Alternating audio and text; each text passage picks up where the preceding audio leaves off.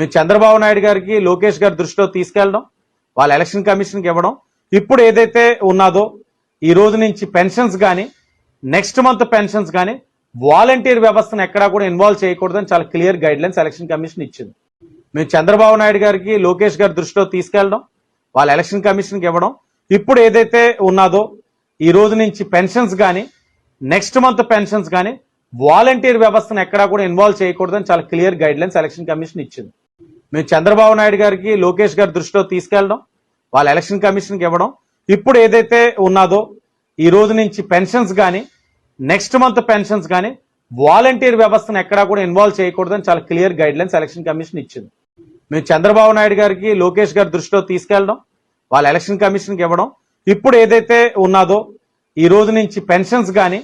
Next month pensions కానీ volunteer వ్యవస్థను ఎక్కడా కూడా ఇన్వాల్వ్ చేయకూడదని చాలా clear guide lines election commission ఇచ్చింది.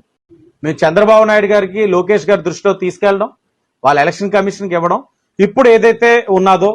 ఈ రోజు నుంచి పెన్షన్స్ కానీ నెక్స్ట్ మంత్ పెన్షన్స్ కానీ వాలంటీర్ వ్యవస్థను ఎక్కడా కూడా ఇన్వాల్వ్ చేయకూడదని చాలా clear guide lines election commission ఇచ్చింది. మేము చంద్రబాబు నాయుడు గారికి లోకేష్ గారి దృష్టిలో తీసుకెళ్ళడం, వాళ్ళ ఎలక్షన్ కమిషన్కి ఇవ్వడం, ఇప్పుడు ఏదైతే ఉన్నదో ఈ రోజు నుంచి పెన్షన్స్ కానీ నెక్స్ట్ మంత్ పెన్షన్స్ కానీ వాలంటీర్ వ్యవస్థను ఎక్కడా కూడా ఇన్వాల్వ్ చేయకూడదని చాలా clear guide lines election commission ఇచ్చింది. మేము చంద్రబాబు నాయుడు గారికి లోకేష్ గారి దృష్టిలో తీసుకెళ్ళడం, వాళ్ళ ఎలక్షన్ కమిషన్కి ఇవ్వడం, ఇప్పుడు ఏదైతే ఉన్నదో ఈ రోజు నుంచి పెన్షన్స్ కానీ నెక్స్ట్ మంత్ పెన్షన్స్ కానీ వాలంటీర్ వ్యవస్థను ఎక్కడా కూడా ఇన్వాల్వ్ చేయకూడదని చాలా clear guide lines election commission ఇచ్చింది.